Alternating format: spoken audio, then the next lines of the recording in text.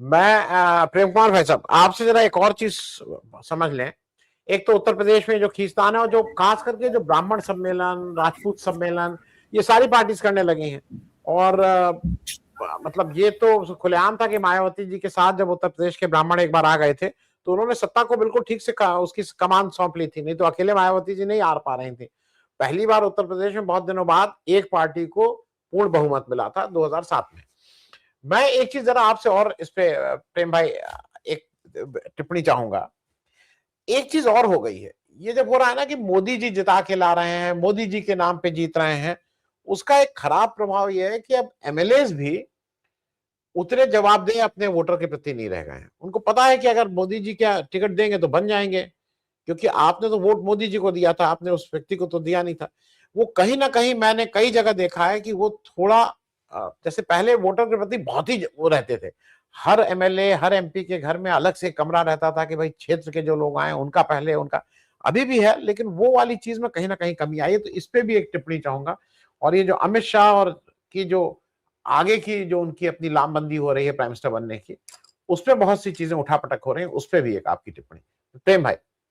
जी जी, देखिए पहले तो इस बात पर ही आते हैं आनंद वर्धन जी के मोदी जी के नाम पर चुनाव जीतने का जो पूरा दावा है, इस पर इसको ऐसे समझते हैं कि जहां पर बीजेपी का प्रभाव कम है, संगठनात्मक प्रभाव कम है, या अतीत में बीजेपी मेहनत करने के बावजूद अब तक एस्टैब्लिश नहीं हो पाई है, ऐसे स्टेट में मान लीजिए केरल है, तमिलनाडु है, तेलंगाना है, ये सब प्रदेश हैं। तो इन प्रदेशों में वो मोदी जी के नाम पर क्यों नहीं जीत के आ पाते हैं? अगर ऐसे हम प्रश्न को देखें तो निश्चित रूप से ये मिला जुला रूप होता है। अगर पार्टी संगठन नहीं है तो मोदी जी भी कुछ ना कर सकेंगे। क्यों नहीं जाके कश्मीर में जीत लेते हैं? नहीं जीत पाते हैं। तो मोदी जी का इम्पैक्ट वहीं चलता है जहां आरएसएस है, जहां संगठन है, और जहां राजनीतिक रूप से इनकी सक्रियता है। तो एक बात ये है। दूसरी बात ये जरूर है कि चूंकि संगठन में टिकट बंटवारे से लेकर के सब कुछ निर्णय करने तक वो एक यूनिफाइड पावर जो है डेवलप हुआ है मोदी के राज्य में। तो सेंट्रलाइज्ड पावर जिसको बोलते हैं, तो सेंट्रलाइज्ड पावर होने से अब क्या है कि किसी तरह से जुगाड़ लगाना है कि टिकट ले लो। टिकट ले लेने से 50-60% काम पूरा हो जाता है, और बाकी का अपना कैंडिडेट की मेहनत होती है।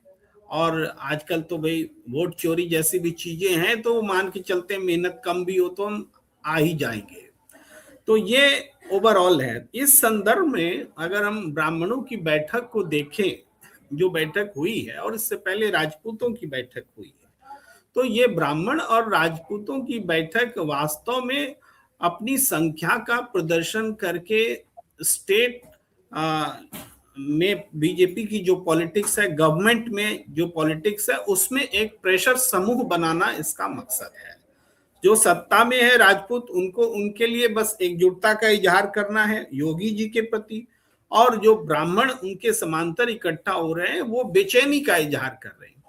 और ये बेचैनी इस रूप में भी है कि मान लीजिए शिवपाल यादव जी ने अगर कोई टिप्पणी कर दी कि भाई आप हमारे यहाँ आइए तो ज्यादा सम्मान मिलेगा, तो ये वैसी संभावनाओं को भी खोलता है। भले ही वो संभावनाएं अभी जीवित नहीं है, लेकिन आप उत्तर प्रदेश तो वो स्थली है जहां राम मनोहर लोहिया जी और दीनदयाल उपाध्याय जी के बीच भी गठजोड़ हुआ है। ये वो धरती है। तो इसके बावजूद वो गैर कांग्रेसवाद का युग था, हालांकि उसका ज्यादा फायदा समाजवादियों को उत्तर प्रदेश में ही हुआ, उससे बाहर नहीं के बराबर हुआ, लेकिन यूपी में तो है।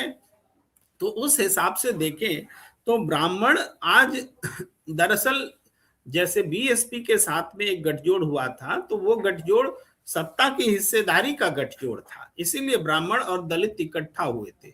तो सत्ता की हिस्सेदारी का गठबंधन लेकर के जब तक विकल्प नहीं पैदा होता, समाजवादी पार्टी जब तक ब्राह्मणों के साथ में सत्ता की भागीदारी का गठबंधन नहीं करती है, मान लीजिए कि यादव प्लस ब्राह्मण, क्या एक इमेजिनेटिव बात कर रहे हैं, इस तरह का अगर गठबंधन होता है तब तो ब्राह्मण अपनी निष्ठा छोड़ेंगे, अदरवाइज वो वहां अपने वर्चस्व की लड़ाई लड़ते हुए अपने आप को बचा कर रखेंगे।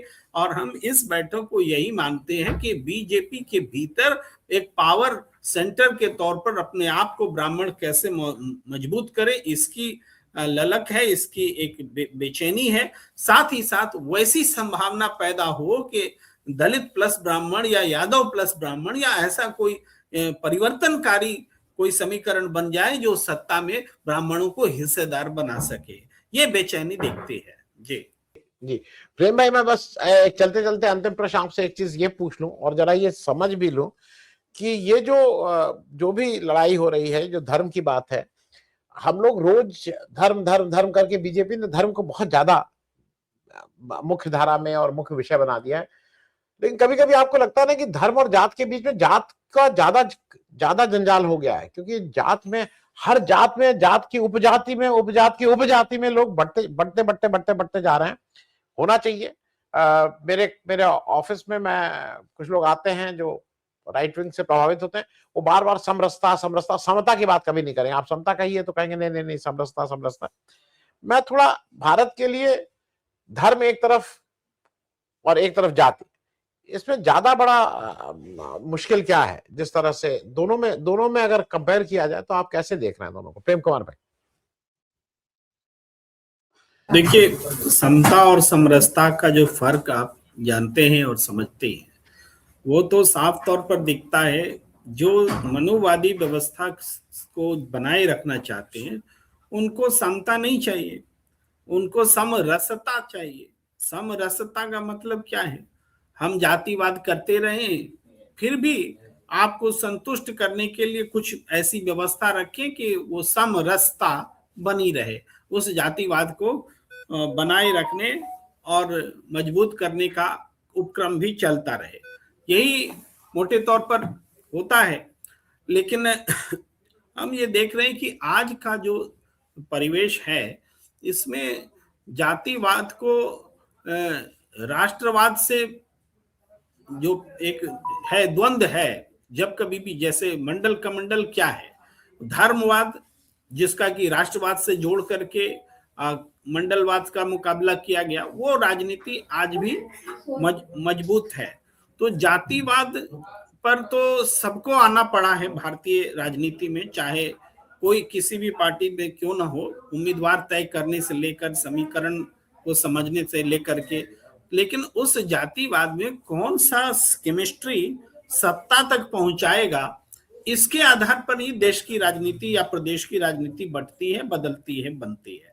तो आज के परिप्रेक्ष्य में चूंकि सवर्ण और वैश्य, इनका बड़ा तबका सत्ताधारी बीजेपी के पास है, और इसलिए ये केमिस्ट्री जहां कहीं भी छोटे दल है वहां बाकी ओबीसी या गैर यादव ओबीसी या कुछ इस तरह के समीकरण को जोड़ लेने से वो निर्णायक हो जाता है। तो उसको बचाए रखने के लिए सियासत होती है। बाकी जातिवाद जितना जिंदा रहेगा उतनी ये राजनीति फलेगी फूलेगी। ये राजनीति जातिवाद के खिलाफ है ही नहीं, समता मूलक समाज की का तो इनका कोई लक्ष्य ही नहीं है। ये समरसता बोलते हैं इसलिए कि सियासत को इसकी जरूरत होती है, इसीलिए वो समरसता शब्द के छाह में छिपते हैं। जी।